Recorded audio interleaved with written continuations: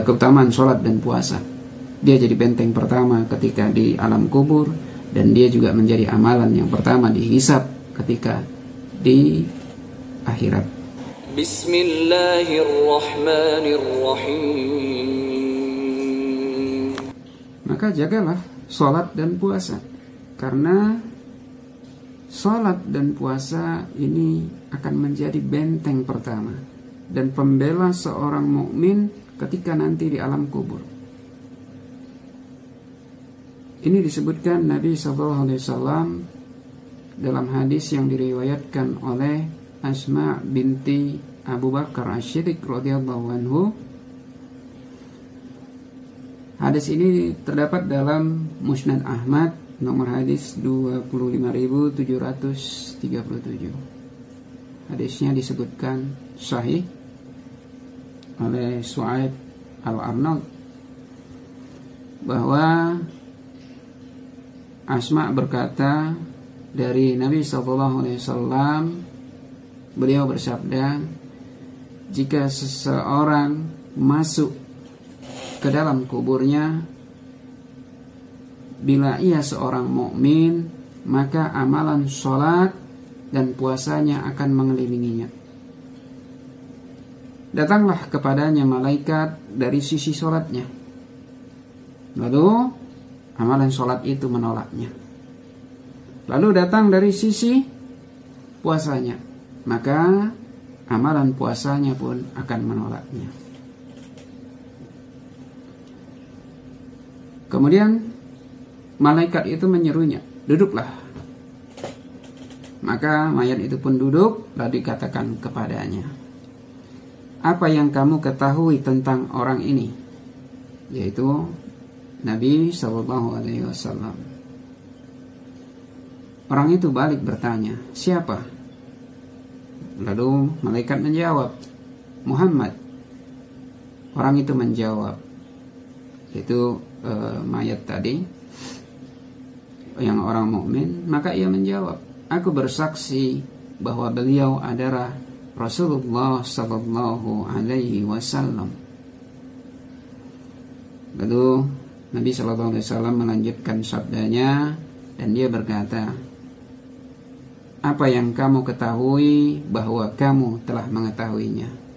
Aku bersaksi bahwa dia adalah Rasulullah. Dia mengatakan, atas itulah kamu hidup, mati, dan dibangkitkan kembali. Lalu Nabi Sallallahu Alaihi Wasallam kembali bersabda bahwa adapun jika orang yang berbuat dosa atau ia orang yang kafir, maka datanglah malaikat kepadanya, sementara antara dia dengan malaikat tidak ada yang membelanya. Lalu malaikat pun mendudukkan orang itu. Beda dengan mukmin tadi, diperintahkan untuk duduk. Tapi orang kafir ataupun orang-orang yang pendosa ini didudukkan oleh malaikat. Lalu ditanyakan kepadanya, apa yang kamu katakan tentang laki-laki ini? Menyebutkan Muhammad. Lalu mayat itu menjawab, orang yang mana? Malaikat menjawab, Muhammad. Lalu ia berkata, demi Allah, aku tidak tahu. Orang-orang mengatakan sesuatu, lalu aku mengikutinya. Lalu malaikat berkata kepadanya, atas itulah kamu hidup, mati, lalu dibangkitkan kembali. Lalu Nabi SAW kembali bersabda bahwa kemudian dimasukkan ke dalam kuburnya itu hewan yang membawa cambuk, yang ujungnya itu ada bara apinya, seperti mata sapi yang bengkak.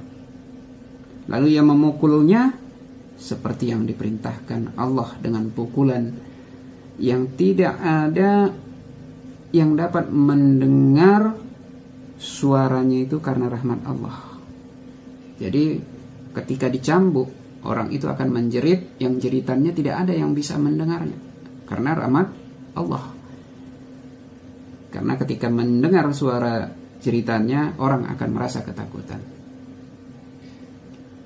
Dalam hadis lain itu disebutkan bahwa dengan sekali pukul aja pada bagian antara kedua telinganya ini,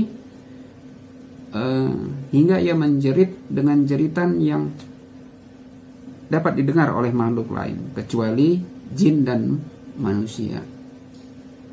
Ini azab kubur yang sungguh mengerikan ketika di alam kubur. Dan memang di alam kubur ini siksa pertama sebelum hari akhirat yang sangat mengerikan. Pantas Khalifah Utsman bin Affan, yaitu salah seorang khalifah, disebutkan budaknya bahwa jika beliau itu berhenti di suatu kuburan, maka dia akan menangis. Bahkan sampai disebutkan itu jenggotnya itu basah. Jadi ketika budaknya ini bertanya kepadanya, apakah engkau ingat surga dan neraka? Janganlah kamu menangis. Dan apakah kamu menangis hanya karena ini? Lalu beliau menjawab, sesungguhnya Rasulullah SAW bersabda, sesungguhnya kuburan adalah tempat singgah pertama akhirat. Jika selamat darinya, maka setelahnya pun akan lebih mudah. Namun jika ia tidak selamat darinya, maka sesudahnya pun akan lebih sulit lagi. Dan disebutkan juga dari Nabi SAW bahwa aku tidak pernah melihat sesuatu pemandangan melainkan kuburan itu lebih buruk dari segalanya. Jadi disebutkan Nabi SAW ini dalam Sunan Ibnu Majah, nomor hadis 4257. Hadisnya dihasankan oleh Syekh Al-Albani. Jadi ketika di kuburan, tempat singgah yang pertama, jika disebutkan urusannya di kuburan ini lebih mudah, maka akan selanjutnya akan menjadi lebih mudah. Tapi jika sulit di alam kubur, maka yang selanjutnya pun akan lebih sulit lagi. Dan disebutkan sholat dan puasa adalah benteng pertamanya. Ketika seorang meninggalkan sholatnya, maka ia sudah kehilangan benteng pertamanya. Begitu juga sholat, dia adalah amalan yang pertama dihisab ketika di akhirat. Ini keutamaan puasa dan keutamaan sholat dan puasa.